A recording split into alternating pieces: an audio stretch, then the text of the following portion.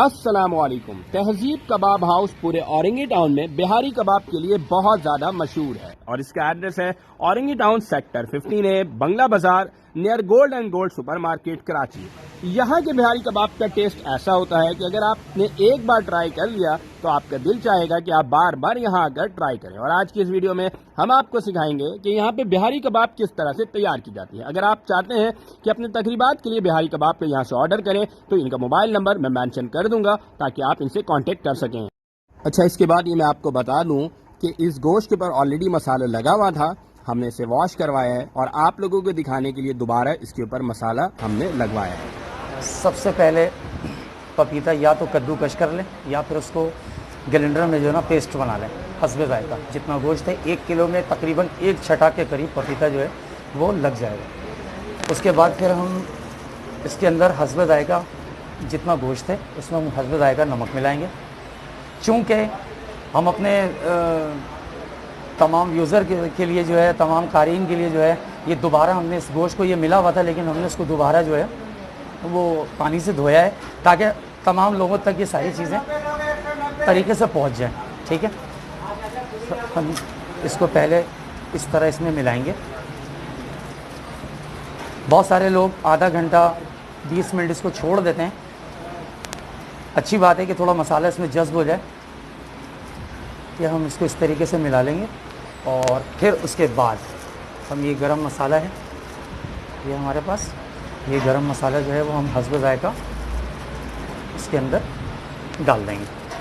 उसके अलावा सफ़ेद ज़ीरा है जो ऊपर से खुशबू के लिए और जायके के लिए इसमें डलेगा। ठीक है, हस्बे जायका हम इसमें अदरक लहसुन का पेस्ट ले लेंगे। उसके बाद हस्बे जायका पीसी मिर्ची हम इसके अंदर मिला देंगे। ऑलरेडी बाज़ घरों में ऐसा होता है कि गोश्त जो है वो खुश्क भी होता है, बाज़ औक़ात ऐसा होता है कि फ्रिज में रखा हुआ होता है, तकरीबन खुश्क हो जाता है बनने के बाद।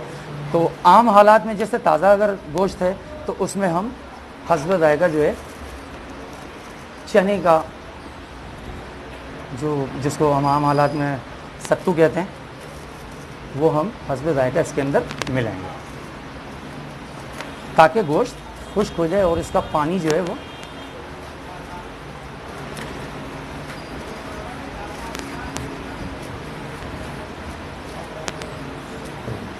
अभी आपका ये बिहारी कबाब जो है वो हो गया तैयार।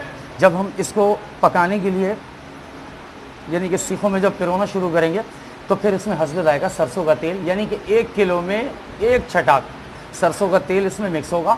उसके अलावा थोड़ा बहुत सरसों का तेल रख लें, जब आप कबाब चढ़ाएं चूल्हे के ऊपर तो फिर उसके ऊपर से आप उसके ऊपर लगा लें।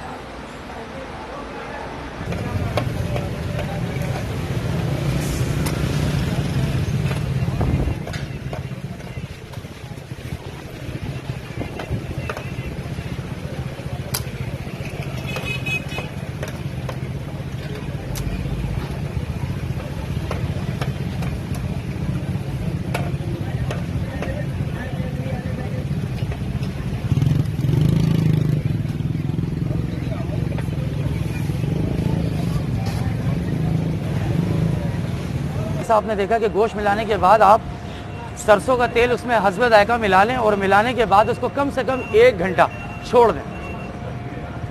और जब आप कबाब लगाएं तो इस तरह कबाब लगाने के बाद इसके ऊपर ये थोड़ा सरसों का तेल इसके ऊपर आप लगाएं। दर हकीकत इसको कम से कम आपने 5 से 6 मिनट दोनों साइड सेकना है। आँच को स्लो रखना है, जिस तरह आप देख रहे हैं कि आँच बिल्कुल स्लो है। और अगर आप ये देख लें, चेक कर लें कि अगर ये गला नहीं है तो फिर आप इसको चारों साइड पकाएं इस तरीके से, यूँ ये मुकम्मल तौर पे पक जाएगा।